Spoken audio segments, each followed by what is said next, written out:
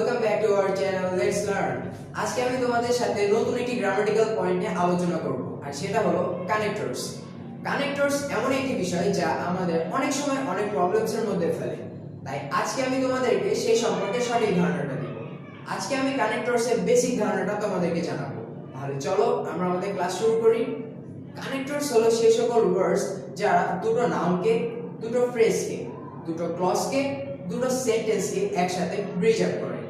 আমি তোমাদেরকে আবারও বলছি, কানেক্টরস হলো সেই সকল ওয়ার্ডস যারা একটি নাউনের সাথে আরেকটি নাউনকে, একটি ক্লজের সাথে আরেকটি ক্লজকে, একটি ফ্রেজের সাথে আরেকটি ফ্রেজকে এবং একটি সেন্টেন্সের সাথে আরেকটি সেন্টেন্সকে যুক্ত করে।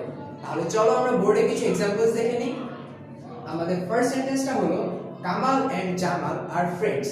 এখানে কামাল হলো একটি নাউন, জামাল হলো আরেকটি নাউন। এখানে দুটো নাউনকে কানেক্ট করে এন্ড।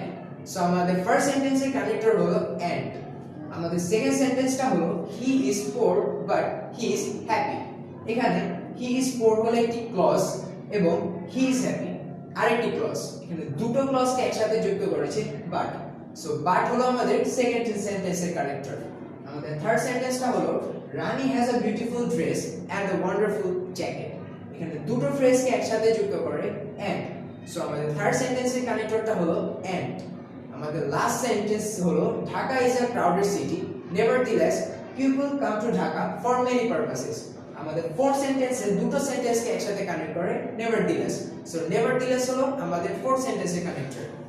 এছাড়াও কানেক্টরস গুলো কোনো সেন্টেন্সের সাবজেক্ট সম্পর্কে এক্সট্রা কোনো ইনফরমেশন দিতে, দুটো সেন্টেন্সকে সফিস্টিকেটেড করতে, দুটো স্পিচকে একসাথে কানেক্ট করতে, এছাড়াও কোনো সেন্টেন্সকে ভিন্ন খাতে প্রবাহিত করতে আমরা ইউজ করে থাকি। কানেক্টরস গুলো আমরা কনজাংশনের সাথে কিছু একটা সিমিলারিটি রেখে থাকি, তবে সকল কানেক্টরস কনজাংশন নয়। আশা করি আমার এই ভিডিও দেখে আপনারা উপকৃত হবেন এবং আমাদের পরবর্তী ভিডিওগুলো দেখার জন্য অবশ্যই সাবস্ক্রাইব করুন let's learn. Thank you very much.